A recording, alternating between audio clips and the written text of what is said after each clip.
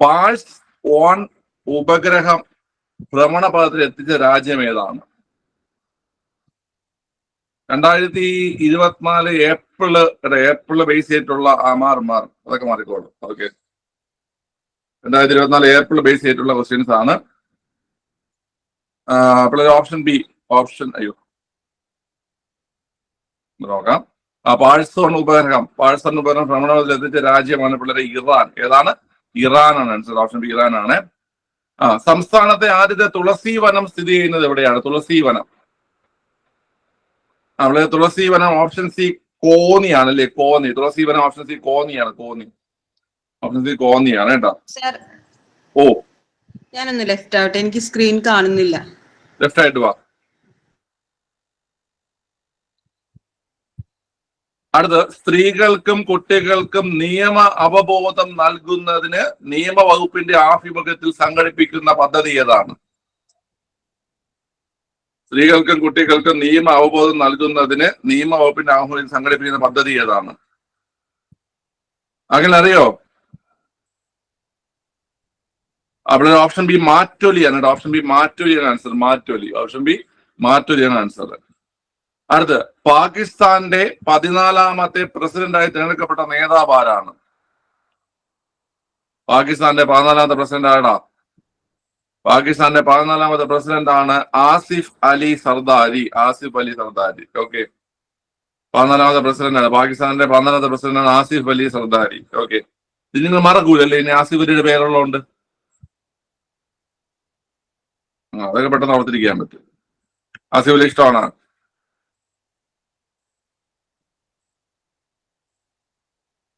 ഇഷ്ടമില്ലാത്ത ആൾക്കാരും ഉണ്ട്. എനിക്ക് ഇഷ്ടമാണ്. ഒരു യുണീക്ക് ആയിട്ടുള്ള ഒരു ആക്ടറാണ്. വലിയ ബോഡിയോ അല്ലെങ്കിൽ വലിയ സൈസോ ഒന്നും ഇല്ലാതെ തന്നെ, പക്ഷെ ഒരു യുണീക്നെസ് ഉണ്ട് പുള്ളിക്ക്. നല്ല രസമുള്ള കണ്ണാണ്, ഭയങ്കര എക്സ്പ്രസീവ് ആണ് കണ്ണ്. നിങ്ങൾ നാട്ടുകാരനാണോ?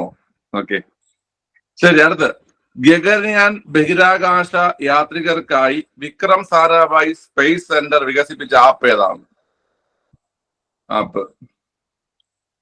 ഏതാ പിള്ളേരെ?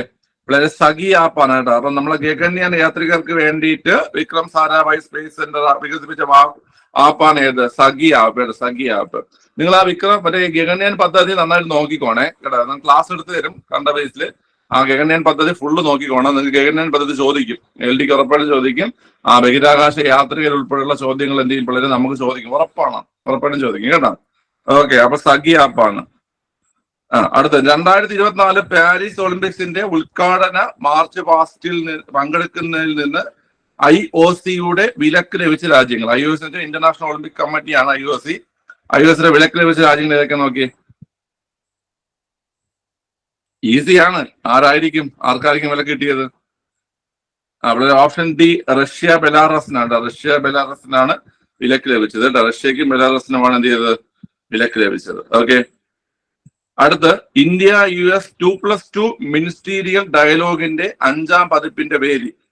ഇന്ത്യ US 2+2 മിനിസ്റ്റീരിയൽ ഡയലോഗിന്റെ 5ാം പതിപ്പിന്റെ പേരിയാണ് ചോദ്യം. ഏതാ? ഇന്ന് അങ്ങോട്ട് കിട്ടല്ലോ അല്ലേ നിങ്ങൾക്ക് ഉത്തരങ്ങളെന്ന്? വളരെ ഓപ്ഷൻ എ ന്യൂഡൽഹിയാണ്. ഓപ്ഷൻ എ ന്യൂഡൽഹിയാണ് കേട്ടോ. ഓക്കെ, അപ്പൊ ഇന്ത്യ US 2+2 മിനിസ്റ്റീരിയൽ ഡയലോഗിന്റെ 5ാം പതിപ്പ് പേര് ചോദിക്കുകയാണെങ്കിൽ ഓപ്ഷൻ എ ന്യൂഡൽഹിയാണ് ആൻസർ. ഇതെല്ലാവർക്കും ഇപ്പൊ കിട്ടും. വൈക്കം സത്യാഗ്രഹത്തിന്റെ എത്രാമത്തെ വാർഷികമാണ് 2024 മാർച്ച് 30 ആചരിച്ചത്? വൈക്കം സത്യാഗ്രഹം എത്രാമത്തെ വാർഷികം പിള്ളേരെ? 100ാമത്തെ വാർഷികമാണ് അല്ലേ? 100ാമത്തെ വാർഷികമാണ്. 100. ഓക്കെ, ഓപ്ഷൻ ബി ആണ്. 8ന്റേത് ഓപ്ഷൻ ബി ആണ് കേട്ടോ. ഓക്കെ, ക്ലിയർ ആണല്ലോ. അടുത്ത 9ാം ചോദ്യം, പൂർണ്ണമായും വനിതകൾ നിർമ്മിച്ച ഇന്ത്യയിൽ ആദ്യ ഉപഗ്രഹം. പൂർണ്ണമായി, ഇതൊക്കെ നമ്മൾ ഒരുപാട് തവണ നമ്മൾ ഈ ചോദ്യം കണ്ടിട്ടുണ്ട്. പൂർണ്ണമായി വനിതകൾ നിർമ്മിച്ച ഇന്ത്യയിൽ ആദ്യ ഉപഗ്രഹമാണ് പിള്ളേരെ VSAT. ഏതാണ്? VSAT ആണ് കേട്ടോ. Okay, LBS college, Poojappura LBS നമ്മൾ പഠിച്ചു. പൂജപ്പുര LBSലെ കുട്ടികളാണ് നിർമ്മിച്ചതെന്നൊക്കെ പറഞ്ഞ് നമ്മൾ പഠിച്ചായിരുന്നു അല്ലേ? Okay, Poojappura LBS Lal Bahadur Shastri college. Raudra Sathwikam ആരുടെ കൃതിയാണ്? രൗദ്രസാത്വികം. രൗദ്രസാത്വികം ആരുടെ കൃതി? നമ്മളല്ലേ പ്രഭാവർമ്മയുടെ കൃതിയാണല്ലേ? പ്രഭാവർമ്മയുടെ കൃതിയാണ് രൗദ്രസാത്വികം. രൗദ്രസാത്വികം പ്രഭാവർമ്മയുടെ കൃതിയാണ്. സരസ്വതി സരസ്വതി സമ്മാനം ലഭിച്ചു. സരസ്വതി സമ്മാനം ലഭിച്ചു അല്ലേ? സരസ്വതി സമ്മാനം ലഭിക്കുന്ന 4ാമത്തെ മലയാളിയായി മാറി പ്രഭാവർമ്മ അല്ലേ? ഓക്കെ, ക്ലിയർ ആണ്. രൗദ്രസാത്വികം പ്രഭാവർമ്മയുടെ കൃതിയാണ്. അപ്പൊ പഠിക്കുക. സരസ്വതി സമ്മാനം ലഭിച്ചു. അതുപോലെ തന്നെ 4ാമത്തെ മലയാളിയായി മാറി. ആദ്യത്തെ 3 മലയാളികൾ നിങ്ങൾക്ക് അറിയാം. ആരൊക്കെയാണ്? ബാലാമണി അമ്മ, അയ്യപ്പ പണിക്കര്, സുഗതകുമാരി. ഇപ്പൊ 4ാമത്തെ ആൾ ആരാണ്? 4ാമത്തെ ആൾ പ്രഭാവർമ്മയാണ്. ഓക്കെ. പ്രഥമ മാധവിക്കുട്ടി പുരസ്കാരത്തിന് അർഹയായ കഥാകാരി. പ്രഥമ മാധവിക്കുട്ടി പുരസ്കാരത്തിന് അർഹയായത് KR മീരയാണ്. KR മീര. KR മീരയുടെ പ്രശസ്തമായ കൃതിയാണ് ആരാച്ചാർ. ആരാച്ചാർ എന്ന കൃതി എഴുതി നമുക്ക് പലപ്പോഴും PSC ചോദിച്ചിട്ടുണ്ട്. ആരാച്ചാർ എന്ന കൃതി ആരുടേതാണെന്ന്. ആരാച്ചാർ എന്ന കൃതി ആരുടേതാണ് കുട്ടികളെ? അത് നമ്മുടെ KR മീരയുടെ കൃതിയാണ് കേട്ടാ. KR മീരയുടെ കൃതിയാണ്. 2024 ഏപ്രിലിൽ international shipping and port security code അംഗീകാരം ലഭിച്ച കേരളത്തിലെ തുറമുഖം ഏതാണ്? അവിടെ ഓപ്ഷൻ ബി വിഴിഞ്ഞമാണ് കേട്ടോ. വിഴിഞ്ഞമാണ് ആൻസർ. 2024 ഏപ്രിലിൽ international shipping and port security code അംഗീകാരം ലഭിച്ച കേരളത്തിലെ തുറമുഖമാണ് ഏത്? വിഴിഞ്ഞം. വിഴിഞ്ഞം തുറമുഖം കേട്ടോ. ഓക്കെ. ഡോക്ടർ MS സ്വാമിനാഥന്റെ പേരിൽ പുനർനാമകരണം ചെയ്യുന്ന നെല്ല് ഗവേഷണ കേന്ദ്രം ഏതാണ്? എല്ലാവരും കമന്റ് ചെയ്യണേ. നിങ്ങൾ നോക്കിക്കൊണ്ടിരിക്കരുത് കേട്ടോ. നിങ്ങൾ ഉത്തരം എഴുതിയതിനു ശേഷം എല്ലാവരും കമന്റ് ചെയ്യാൻ ശ്രമിക്കുക. ഉത്തരം അറിയാന്നുള്ളത് കേട്ടോ. മിണ്ടാതിരിക്കല്ലേ. ഓക്കെ.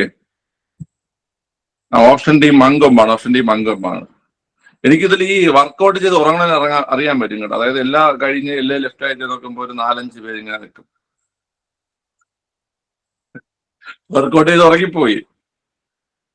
അല്ലാതെ വഴിയില്ലല്ലോ ഇങ്ങനെ നിൽക്കാനായിട്ട്. ഓക്കെ.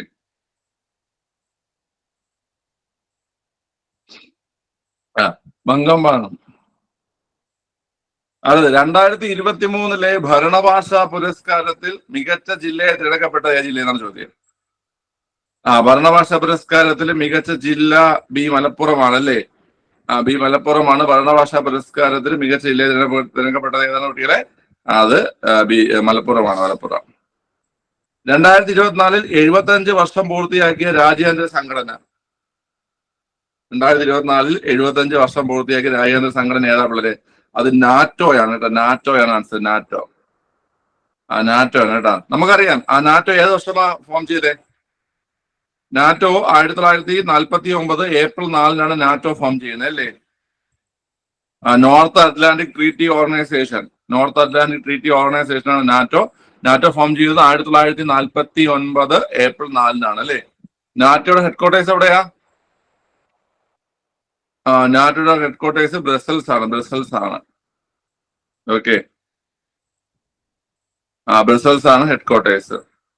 ഇപ്പൊ എത്ര അംഗരാജ്യങ്ങളുണ്ട് നാറ്റോയില്? നാറ്റോയിൽ ഇപ്പൊ എത്ര അംഗരാജ്യങ്ങളുണ്ട്? 33.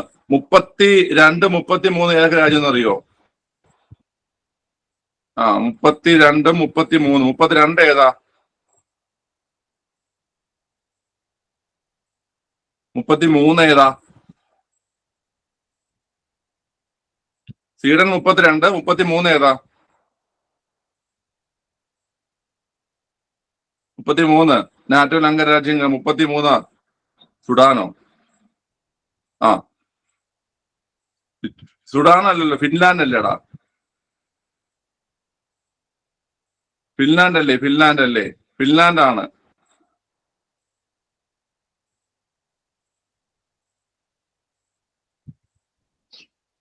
അവൻ ചെക്ക് ചെയ്യണേ. ഗ്രൂപ്പ് ഇട്ടിക്കാം കേട്ടോ. ഗ്രൂപ്പ് ഇട്ടിക്കാം. ഓക്കെ. ഗ്രൂപ്പ് ഇട്ടിക്കാം. ഓക്കെ. 32 സ്വീഡനും 31 ഫിൻലാൻഡെന്ന് തോന്നുന്നത്. ചേഞ്ച് ഉണ്ടെങ്കിൽ ഗ്രൂപ്പ് ഇട്ടിക്കാം. ഓക്കെ, ശരി. ബേസിക് സ്ട്രക്ചറും റിപ്പബ്ലിക്കും എന്ന പുസ്തകത്തിന്റെ രചയിതാവ്. ബേസിക് സ്ട്രക്ചറും റിപ്പബ്ലിക്കും എന്ന പുസ്തകത്തിന്റെ രചയിതാവാണ് PS ശ്രീധരൻപിള്ള. PS ശ്രീധരൻപിള്ള. ഇയാളെ പ്രശ്നക്കാരനാണ്. ഇയാൾ കുറേ പുസ്തകങ്ങൾ എഴുതും. അത് PSC ചോദിക്കുകയും ചെയ്യും. മനസ്സിലായ? അത് തന്നെ. ഇദ്ദേഹത്തിന്റെ പുസ്തകമാണ് തത്ത വരാതിരിക്കില്ല. 200 ആയി. ബേസിക് സ്ട്രക്ചറും റിപ്പബ്ലിക്കും.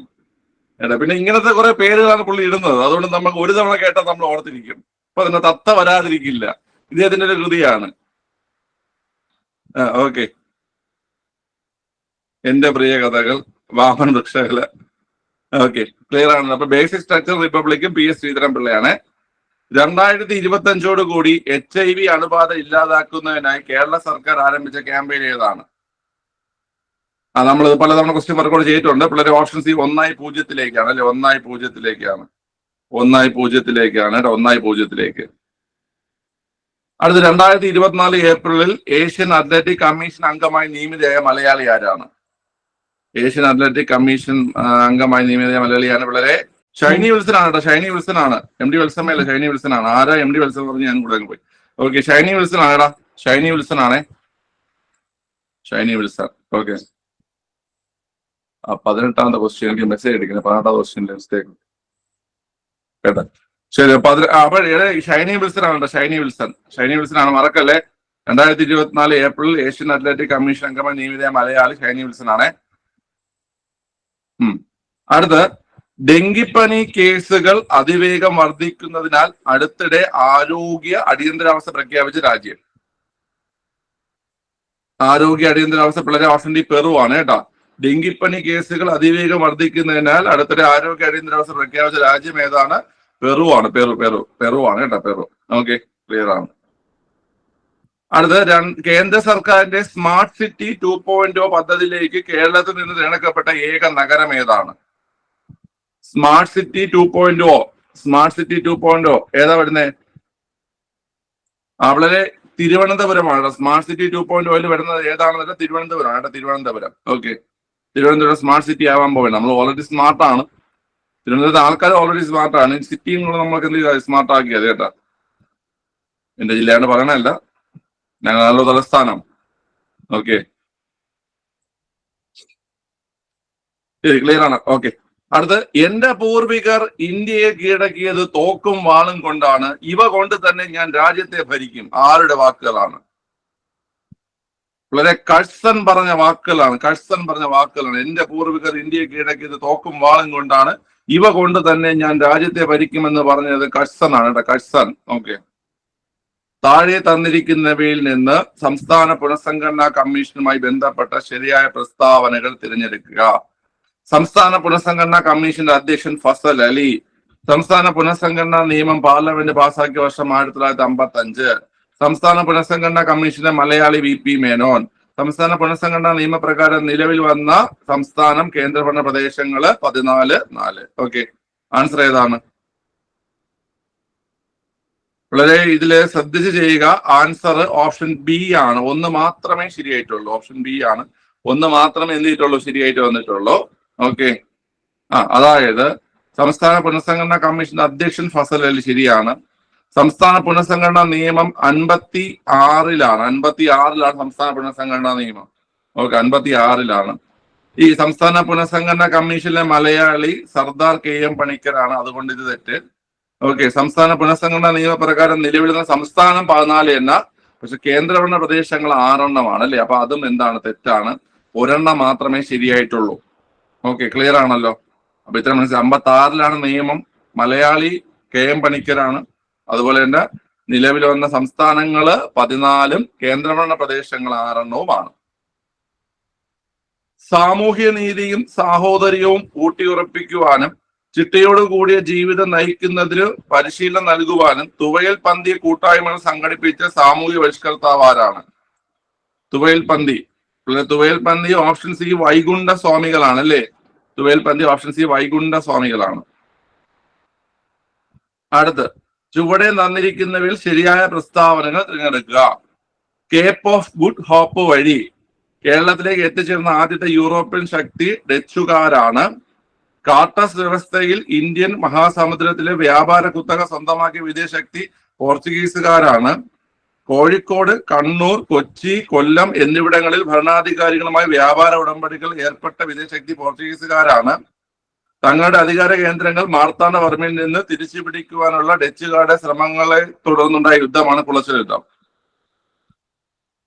പിള്ളേരെ ഇതിൽ ഓപ്ഷൻ ബി വരും ആൻസർ. അതായത് 2, 3, 4 ശരിയാണ്, 1 തെറ്റാണ്. അതായത് കേപ്പ് ഓഫ് ഗുഡ് ഹോപ്പ്, അതായത് ശുഭപ്രതീക്ഷ മുനമ്പ് അല്ലേ? ശുഭപ്രതീക്ഷ മുനമ്പ് വഴി വന്ന ആദ്യത്തെ ആരാണ്? പോർച്ചുഗീസുകാരാണ് അല്ലേ? പോർച്ചുഗീസുകാരാണ് വന്നത്. ഓക്കെ, ശരി. ബാക്കിയെല്ലാം ശരിയാണ്. ബാക്കി 3 സ്റ്റേറ്റ്മെന്റും എന്താണ്? ശരിയാണ്. അത് മാത്രം തെറ്റാണ്. ഓക്കെ. മാവോസെ തുങ്ങും അനുയായികളും കിഴക്കൻ ചൈനയിലെ കിയാങ്സി മുതൽ വടക്ക് പടിഞ്ഞാറൻ പ്രവിശ്യയായ ഷെൻസി വരെ ലോങ് മാർച്ച് നടത്തിയ വർഷം. ലോങ് മാർച്ച് ഏത് വർഷം എന്ന് ചോദ്യം. ഇപ്പോഴത്തെ CPU എക്സാമിനെ കൊണ്ടാണ് ലോങ് മാർച്ച്. 1934 അല്ലേ? വർഷന്റെ അടുത്ത 34. ചുവടെ പറയുന്നവയിൽ യൂറോപ്പിലെ ഭൂപ്രകൃതി വിഭാഗങ്ങൾ ഏതല്ല? യൂറോപ്പിലെ അറിയാമെങ്കിൽ പിടിക്കാവൂ കേട്ടാ. വടക്ക് പടിഞ്ഞാറൻ പർവ്വത മേഖല, ഉത്തര യൂറോപ്യൻ സമതലങ്ങൾ, ആപ്പ് സിസ്റ്റം, പടിഞ്ഞാറൻ പീഠഭൂമി. അറിയോക്കെങ്കിലും? അറിയണമെങ്കിൽ സ്കിപ്പ് ചെയ്തോ, കുഴപ്പമില്ല. ഇതൊക്കെ സ്കിപ്പ് ചെയ്യുന്ന ക്വസ്റ്റ്യൻ തന്നെ. അതായത് ഓപ്ഷൻ എ ആണ്. 1, 2, 3 ആൻസർ കേട്ടോ. ഓപ്ഷൻ എ 1, 2, 3 ആൻസർ കേട്ടോ. അതായത് പടിഞ്ഞാറൻ പീഠഭൂമി ഇല്ല, ബാക്കിയെല്ലാം ഉണ്ട്. ഓക്കെ, ക്ലിയർ ആണ്. പരിക്രമണ വേളയിൽ സൂര്യന്റെ ആപേക്ഷിക സ്ഥാനം മധ്യരേഖയ്ക്ക് നേർമുകളിലാവുന്ന ദിവസങ്ങൾ ഏതല്ല? Option A. ഞാൻ ഓപ്ഷൻ എ എന്നല്ലേ പറഞ്ഞേ?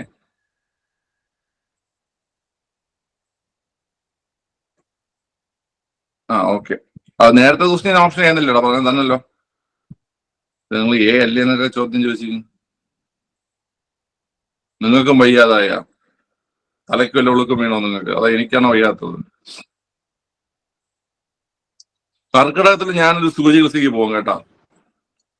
കോട്ടയത്ത് എവിടെ നല്ലൊരു സുഖചികിത്സാ കേന്ദ്രം ഉണ്ടെന്നാണ് വൈഫ് പറഞ്ഞത്.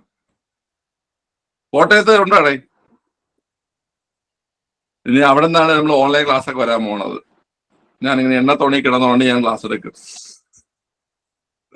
കുമരകത്താണ്. എന്തായാലും എനിക്കൊന്ന് പോണം. ഓക്കെ, ബോഡി മൊത്തം ഉടഞ്ഞിരിക്കുക. പരിക്രമണ വേളയിൽ സൂര്യന്റെ ആപേക്ഷിക സ്ഥാനം ഭൂമധ്യരേഖയ്ക്ക് മുകളിൽ വരുന്ന ദിവസങ്ങളാണ് മാർച്ച് 21, സെപ്റ്റംബർ 23. ഓപ്ഷൻ എ ആണ് അല്ലേ? ഉത്തോട്ടുകുളം, ശ്രീധരീയമുണ്ട്. ഇവിടെ നല്ല ഉണ്ടെങ്കിൽ പറയാട്ടോ. നല്ല നമുക്ക് ട്രസ്റ്റ് വിശ്വസിക്കാൻ പറ്റുന്ന എങ്ങോട്ട് പറയണേ കേട്ടാ. തിരുവനന്തപുരം ഭാഗത്തൊക്കെ ആൾക്കാരെ വിശ്വസിക്കാൻ കൊള്ളൂല എന്നാണ് പൊതുവെ ഉള്ളൊരിത്. അതാണ് ഞാൻ ഇവിടെ ജില്ല വിട്ട് തന്നെ പോണത്. ചുവടെ തന്നിരിക്കുന്ന ജലവൈദ്യുത പദ്ധതികളും അവ സ്ഥിതി ചെയ്യുന്ന നദികളും തമ്മിലുള്ള ജോഡികളിൽ തെറ്റായവ തിരഞ്ഞെടുക്കുക. ഓക്കെ, ക്ലിയർ ആണല്ലോ. കുത്തുങ്കൽ ഇടമലയാർ, നേര്യമംഗലം മുതിരപ്പുഴ, ഷോളയാർ ചാലക്കുടി, ശബരിഗിരി പമ്പ. ഓക്കെ, തെറ്റായത് ഒരെണ്ണേ ഉള്ളൂ അല്ലേ? കുത്തുങ്കൽ എവിടെയാ? കുത്തുങ്കൽ പന്നിയാർ. നമ്മൾ പഠിച്ചിട്ടുണ്ട്. പന്നി കുത്തു എന്നൊക്കെ പഠിച്ചിട്ടുണ്ട് അല്ലേ? പന്നി കുത്തു എന്ന് പഠിച്ചിട്ടുണ്ട്. ഓക്കെ, കുത്തുങ്കൽ പന്നിയാറാണ്. കുത്തുങ്കൽ പന്നിയാറാണ് അല്ലേ? ഓപ്ഷൻ എ 1 ഇന്ത്യയിൽ സൗരോർജത്തിൽ നിന്ന് ഏറ്റവും കൂടുതൽ വൈദ്യുതി ഉൽപ്പാദിക്കുന്ന സംസ്ഥാനം ഏതാണ്? സൗരോർജത്തിൽ നിന്ന് ഏറ്റവും കൂടുതൽ വൈദ്യുതി ഉൽപ്പാദിക്കുന്ന സംസ്ഥാനം ഏതാണ്? സൗരോർജം. ഫുള്ള് വെയിലുള്ള ഒരു സ്ഥലം ഒന്ന് ആലോചിച്ച് നോക്കിയേ. അപ്പോൾ ഓപ്ഷൻ എ രാജസ്ഥാനാണ് അല്ലേ? രാജസ്ഥാൻ. രാജസ്ഥാൻ. ഓക്കെ, രാജസ്ഥാനിലെ നമുക്ക് ഏറ്റവും കൂടുതൽ സൗരോർജം ഉൽപ്പാദിപ്പിക്കാൻ പറ്റുന്നേ. അടുത്ത നല്ലൊരു ചോദ്യം, ആരെയും പിടിക്കാൻ നോക്കാം. താഴെ നൽകിയിരിക്കുന്ന ഇന്ത്യയിലെ ഇരുമ്പയിര് ഖനന പ്രദേശങ്ങളും അവ സ്ഥിതി ചെയ്യുന്ന സംസ്ഥാനങ്ങളും തമ്മിൽ ശരിയായ ചേരുംപടി ചേർക്കുക. കേന്ദുഛാർ, കസ്പ, ബാബാബുദാൻ കുന്നുകൾ, ചന്ദ്രാപൂർ. നിങ്ങൾക്ക് പിടിച്ചു, കൊള്ളാം. ഓക്കെ, ഓപ്ഷൻ എ ആണ് ആൻസർ. അതായത് കെന്ദുഛാർ എവിടെയെന്ന് കേട്ട് കഴിഞ്ഞാല് പിള്ളേരെ ഒഡീഷയിലാണ് കേട്ടാ. എനിക്ക് തോന്നി ബാബാബുദാൻ വെച്ചിട്ടായിരിക്കും പിടിക്കുന്നത്. ബാബാബുദാൻ കർണാടക വെച്ചിട്ട് നിങ്ങൾക്ക് പിടിക്കാൻ പറ്റും. കാരണം 3D വരുന്ന ഒരു ഓപ്ഷൻ അല്ലേ ഉള്ളൂ. 3D വരുന്ന ഒരു ഓപ്ഷൻ ഞാൻ പറഞ്ഞില്ലടാ. നമുക്ക് ചേരുംപടി ചേർക്കുക എന്നുള്ള സാധനം നിങ്ങളിപ്പോ ഇങ്ങനെ ഇപ്പൊ വായിച്ചു നോക്കുമ്പോൾ നിങ്ങൾക്ക് ഈ കെന്ദുഛാറും കസ്പയും ചന്ദ്രാപൂറും നിങ്ങൾക്ക് അറിഞ്ഞൂടെ ഇരിക്കും. പക്ഷെ ബാബാബുദാൻ അറിയാം. ബാബാബുദാൻ വെച്ച് നിങ്ങൾക്ക് ചിലപ്പോൾ പിടിക്കാൻ പറ്റും. മനസ്സിലായാ? ഓക്കെ, അതുകൊണ്ട് ക്വസ്റ്റ്യൻ കേട്ടാ. ബാബാബുദാൻ കേട്ടിട്ടില്ലേ? ബാബാബുദാൻ കാപ്പിക്കുന്നുകള്. ഇപ്പൊ കേട്ടല്ലോ. ശരി, ബാക്കി ഇഷ്ടം നോക്കിക്കോണേ. കെന്ദുഛാർ എവിടെയാ? കെന്ദുഛാർ ഒഡീഷയിലാണ് അല്ലെ? കെന്ദുഛാർ എവിടെയാണ്? ഒഡീഷയിലാണ്. ഓക്കെ, അടുത്ത് കസ്പ വരുന്നത് ആന്ധ്രാപ്രദേശിലാണ്. ആന്ധ്രാപ്രദേശിലാണ്. ഓക്കെ, ശരി. അതുപോലെ തന്നെ ബാബാബുദാൻ കർണാടകയില്, ചന്ദ്രാപൂർ മഹാരാഷ്ട്രയില്. അപ്പൊ ഓപ്ഷൻ എ വരും. രാവിലത്തെ ക്ലാസ് കണ്ടോ നിങ്ങള്? പ്രാദേശിക വിഭജനമൊക്കെ പഠിച്ചോ നിങ്ങള്? Okay okay. ഈ ഡെയിലി ഇരുന്ന സാധനം കണ്ടു വന്നോണം കേട്ടാ, പെൻഡിങ് ഇടല്ലേ. ഓക്കെ.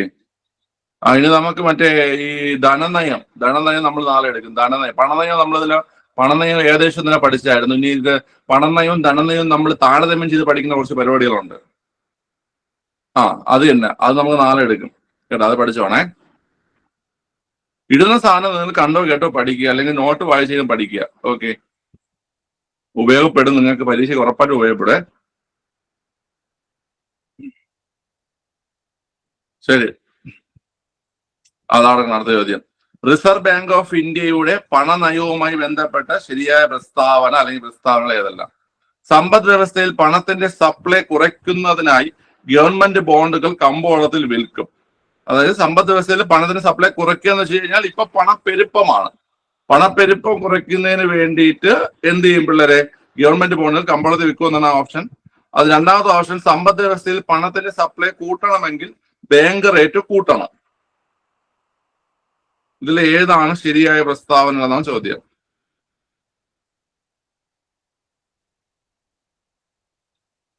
പണത്തിന്റെ സപ്ലൈ പിള്ളേരെ ഒന്ന് മാത്രമാണ് ശരി. അതായത് നമ്മള് പണത്തിന്റെ സപ്ലൈ കുറയ്ക്കുന്നതിനായി പണപ്പെരുപ്പുള്ള സമയത്ത് നമ്മൾ പഠിച്ചത് എന്താ? പണപ്പെരുപ്പുള്ള സമയത്ത് നമ്മൾ എന്താ പഠിച്ചത്? ബോണ്ടുകൾ കമ്പോളത്തിൽ വിൽക്കുമെന്നല്ലേ പഠിച്ചത്. ഓക്കെ, ശരി. രണ്ടാമത്തെ ഓപ്ഷൻ എന്ന് വെച്ച് കഴിഞ്ഞാല് സമ്പദ് വ്യവസ്ഥയിൽ പണത്തിന്റെ സപ്ലൈ കൂട്ടണമെങ്കിൽ, അതായത് പണ ചുരുക്കമാണ് ആ സമയത്ത്.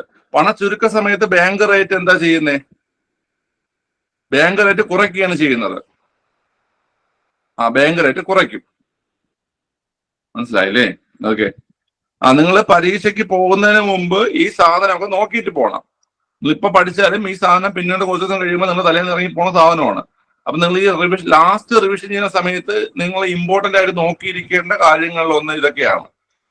മനസ്സിലായില്ലേ? ഓക്കെ, അത് ഒരു ചോദ്യം വേണ്ട സാധനമാണ് കേട്ടോ.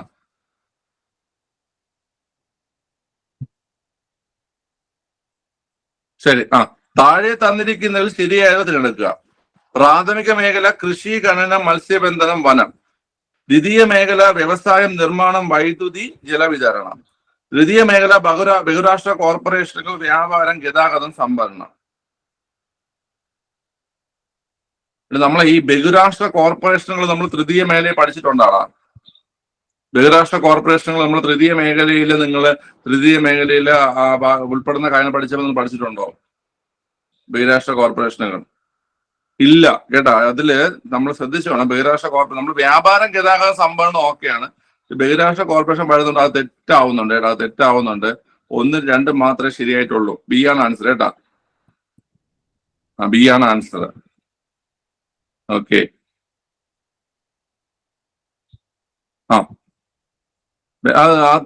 ഈ റിവിഷൻ ചെയ്യണം. അതായത് ഞാൻ പറഞ്ഞ ലാസ്റ്റ് പോണതിന് നമ്മൾ നോക്കിയിട്ട് പോകണമെന്ന് പറഞ്ഞ ഞാൻ മറ്റേ പണനയം, ധനനയം അത് പറഞ്ഞതുപോലെ തന്നെ ഈ പറഞ്ഞ മേഖലകൾ നോക്കിയിട്ട് പോകണം. പിന്നെ നമ്മുടെ ലിസ്റ്റുകളിൽ വരുന്ന കാര്യങ്ങൾ കൺകറന്റ്, സ്റ്റേറ്റ്, യൂണിയൻ, അതൊക്കെ നമ്മൾ ലാസ്റ്റ് ഒന്ന് തറവാക്കിയിട്ട് പോകണം. അത് നിങ്ങൾ ഇപ്പോഴേ നിങ്ങൾ തറവാക്കി തുടങ്ങിക്കും. അതൊക്കെ നിങ്ങൾ ഫൈനലായിട്ട് റിവിഷൻ ചെയ്യേണ്ട സാധനങ്ങളാണ് കേട്ടെ. അല്ലാതെ ഇപ്പോഴും നിങ്ങൾ ഈ അറിയാന്നുള്ള കാര്യങ്ങൾ എന്നെ എടുത്ത് വെച്ച് വായിച്ചുകൊണ്ടിരിക്കേണ്ട കാര്യമില്ല. ഓക്കെ, ഇപ്പൊ ഞാൻ പറയത്തില്ല, ഇപ്പൊ തന്നെ നിങ്ങൾ ഇപ്പൊ ഡെയിലി നിങ്ങൾ എക്സാമിന് പഠിക്കുന്ന കാര്യങ്ങൾ തന്നെ ടോപ്പിക് പഠിക്കുമ്പോൾ നിങ്ങൾക്ക് ഒരുപാട് പേജ് പഠിക്കുന്നുണ്ട്. ആ പേജ് തന്നെ ഓൾമോസ്റ്റ് എല്ലാം നിങ്ങൾക്ക് അറിയാന്നുള്ള കാര്യങ്ങൾ തന്നെയല്ലേ? അല്ലേ? വളരെ കുറച്ചേ ഉള്ളൂ നിങ്ങൾക്ക് അല്ലാതെ പഠിക്കാൻ കാര്യങ്ങൾ. അപ്പൊ അതൊന്ന് റിവിഷൻ ചെയ്തിട്ട് ബാക്കി സമയത്ത് ഇങ്ങനെയുള്ള കാര്യങ്ങൾ, ഈ പാടുള്ള ഞാൻ പറഞ്ഞില്ലേ, ഇപ്പൊ ഇതൊക്കെ പാടായിട്ട് വരുന്ന ചോദ്യങ്ങളാണ് കേട്ടോ. അപ്പൊ ആ കാര്യങ്ങളൊക്കെ എന്ത് ചെയ്യുക പിള്ളേരെ, നന്നായിട്ട് റിവിഷൻ ചെയ്യുക ഇപ്പോഴേ. ഓക്കെ. അടുത്ത, ദേശീയ സ്റ്റാർട്ടപ്പ് ദിനമായി ആചരിക്കാൻ കേന്ദ്ര സർക്കാർ തീരുമാനിച്ച ദിവസം ഏതാണ്? സ്റ്റാർട്ടപ്പ് ദിനമായിട്ട് ആചരിക്കാൻ ജനുവരി 16-നാണ് തീരുമാനിച്ചത് അല്ലേ? ജനുവരി 16. സമ്പാദ്യ നിക്ഷേപത്തിന് അനുയോജ്യമായവ തിരഞ്ഞെടുക്കുക എന്ന് വെച്ച് കഴിഞ്ഞാൽ നമ്മുടെ സേവിങ്സ് അക്കൗണ്ട് ഉണ്ടല്ലോ, സേവിങ്സ് അക്കൗണ്ട്, അതിനെ കുറിച്ചാണ് പറയുന്നത്. പലിശ കുറവ്, സമ്പാദ്യശീലം വളർത്തുന്നതിന് വേണ്ടിയാണ്. നിയന്ത്രണങ്ങളില്ലാതെ ഒരു ദിവസം തന്നെ ധാരാളം പ്രാവശ്യം പണം നിക്ഷേപിക്കാനും പിൻവലിക്കാനും സൗകര്യം. വളരെ ഇതില് പലിശ കുറവ് എന്നുള്ള കാര്യം ശരിയാണ്. സമ്പാദ്യശീലം വളർത്തുന്നതിന് വേണ്ടി എന്നുള്ള കാര്യം ശരിയാണ്. നിയന്ത്രണങ്ങളില്ലാതെ ഒരു ദിവസം തന്നെ ധാരാളം പ്രാവശ്യം പണം നിക്ഷേപിക്കാനും പിൻവലിക്കാനും സൗകര്യമുള്ളത് ഏത് അക്കൗണ്ടിലാണ്? അത് പ്രചലിത നിക്ഷേപം അല്ലെങ്കിൽ കറണ്ട് അക്കൗണ്ടിലാണ് വരുന്നത് അല്ലേ? കറണ്ട് അക്കൗണ്ടിലാണ് വരുന്നത്, സേവിങ്സ് അക്കൗണ്ടിലല്ല വരുന്നത്, പ്രചലിത നിക്ഷേപത്തിലാണ് വരുന്നത്. ഓക്കെ, അപ്പൊ അതുകൊണ്ട് തന്നെ ഓപ്ഷൻ സി ആണ് ആൻസർ. ഓപ്ഷൻ സി 1, 2 ശരി. സർ, സേവിങ്സിന് പലിശ കൂടുതൽ വേണ്ടേ, കുറവ് മതിയോ? സേവിങ്സ് അക്കൗണ്ടിന് പലിശ കുറവാണ്, മനസ്സിലായില്ലേ? നമ്മുടെ ബാങ്ക് സേവിങ്സ് അക്കൗണ്ടിന് പലിശ ഉള്ളത് ഇപ്പം എന്റേത് SBI ആണ്, 2.25% കണ്ടേക്കേ ഉള്ളൂ പലിശ. ഫിക്സഡ് ഡെപ്പോസിറ്റിനാണ് പലിശ കൂടുതൽ വരുന്നത്, മനസ്സിലായില്ലേ? ഓക്കെ. നിങ്ങൾക്ക് പലർക്കും അറിയാത്ത കാര്യമാണ്. നിങ്ങളുടെ അക്കൗണ്ടിൽ നിന്ന് നിങ്ങൾക്ക് പൈസ വരും. അതായത് നിങ്ങളുടെ അക്കൗണ്ടിൽ ഇപ്പൊ സേവിങ്സ് അക്കൗണ്ടിൽ പൈസ ഉണ്ടെങ്കിൽ ബാങ്ക് മാസാമാസം നിങ്ങൾക്ക് വർഷം നിങ്ങൾക്ക് എന്തെന്ന് അറിയാമോ? നിങ്ങൾക്ക് പലിശ തരും. നിങ്ങളുടെ ബാങ്ക് സ്റ്റേറ്റ്മെന്റ് നോക്കി ചിലപ്പോൾ കുറച്ച് എമൗണ്ട് ഇങ്ങനെ ബാങ്ക് ഇട്ടിങ്ങനെയാണ്. SBI ഇൻട്രസ്റ്റ് എന്നൊക്കെ പറഞ്ഞാൽ SBI എന്നും പറഞ്ഞുകൊണ്ട് വരും. സേവിങ്സ് ബാങ്ക് ഇൻട്രസ്റ്റ് എന്നും പറഞ്ഞിട്ട് വരും. നിങ്ങൾക്ക് ഇത്ര രൂപ ആടായെന്നും പറഞ്ഞുകൊണ്ട് ആരെങ്കിലും ശ്രദ്ധിച്ചിട്ടുണ്ടോ അത്? ഓക്കെ, അത് ഈ ഇൻട്രസ്റ്റ് ആണ്, നമ്മുടെ സേവിങ്സ് അക്കൗണ്ട് വഴിയുള്ള ഇൻട്രസ്റ്റ് ആണ്. ഫിക്സഡ് ഡെപ്പോസിറ്റ് വേറെയാണ് കേട്ടോ. അത് നമ്മളൊരു നിശ്ചിത കാലത്തേക്ക് നിശ്ചിത കാലത്തേക്ക് നമ്മളൊരു തുക പലിശ എന്നൊക്കെ ഇടും. നമ്മളത് പഠിച്ചിട്ടുണ്ട്. കാലാവധി കൂടുന്നതനുസരിച്ച് എന്ത് ചെയ്യും? പലിശ കൂടുമല്ലോ അല്ലേ? അതൊക്കെ നമ്മൾ SCA റിവിഷനിൽ പഠിച്ചതാ. ഓക്കെ,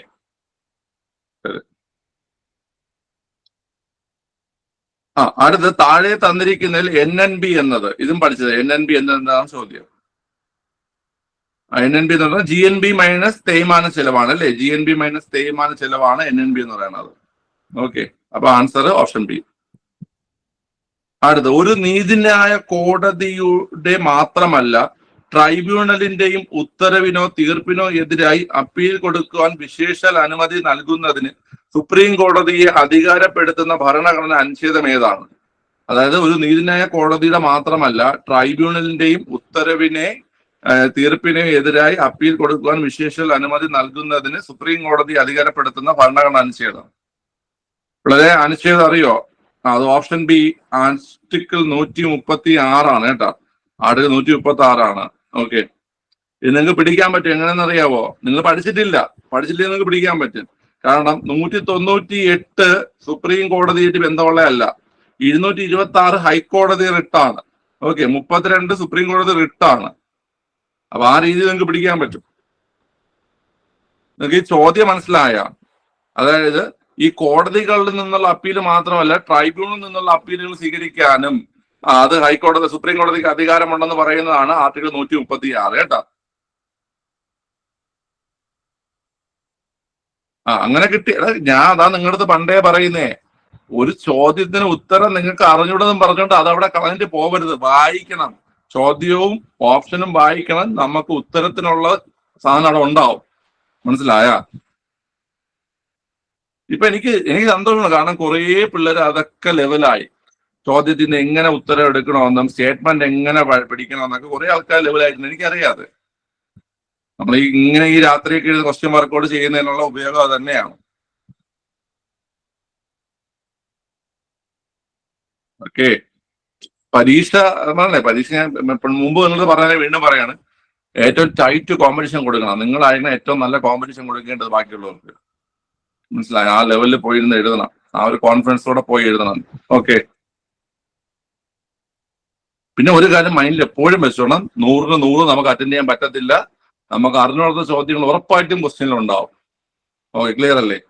അത് മനസ്സിലാക്കണം. ഉറപ്പായിട്ട് നിങ്ങൾക്ക് 100% ഉറപ്പായിട്ട് ഞാൻ പറയാണ്, നമുക്ക് അറിഞ്ഞുകൂടാത്ത, നമ്മൾ പഠിച്ചിട്ടില്ലാത്ത, നമ്മൾ ആദ്യമായി കാണുന്ന ക്വസ്റ്റ്യൻ ചിലപ്പോൾ അതിനകത്ത് ഉണ്ടാവും. നമുക്ക് കൺഫ്യൂഷൻ പെടുന്ന ക്വസ്റ്റ്യൻ ഉണ്ടാവും. അത് നിങ്ങൾക്ക് മാത്രമല്ല, എല്ലാവർക്കും ഉണ്ടാവും.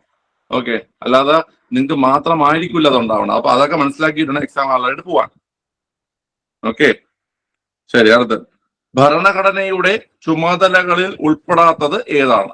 ഭരണഘടനയുടെ ചുമതലകളിൽ ഒരു സമൂഹത്തിൽ തീരുമാനങ്ങൾ എടുക്കാനുള്ള അധികാരം ആർക്കാണെന്ന് നിശ്ചയിക്കുക, ഗവൺമെന്റിന്റെ അധികാരങ്ങൾക്ക് പരിധി നിശ്ചയിക്കാതെ അവയ്ക്ക് സ്വതന്ത്ര അധികാരം നൽകുക.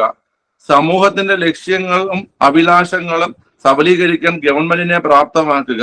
ജനതയ്ക്ക് മൗലികമായൊരു വ്യക്തിത്വം പ്രദാനം ചെയ്യുന്നില്ല. ഇതില് ഭരണഘടനയുടെ ചുമതലകളെ ഉൾപ്പെടാത്ത ഏതാണ് ചോദ്യം? ഓപ്ഷൻ സി ആണ് ആൻസർ. അതായത് ഒരു സമൂഹത്തിൽ തീരുമാനങ്ങൾ എടുക്കാനുള്ള അധികാരം ആർക്കാണെന്ന് നിശ്ചയിക്കുന്നത് ഇന്ത്യൻ കോൺസ്റ്റിറ്റ്യൂഷൻ പ്രകാരമാണ്.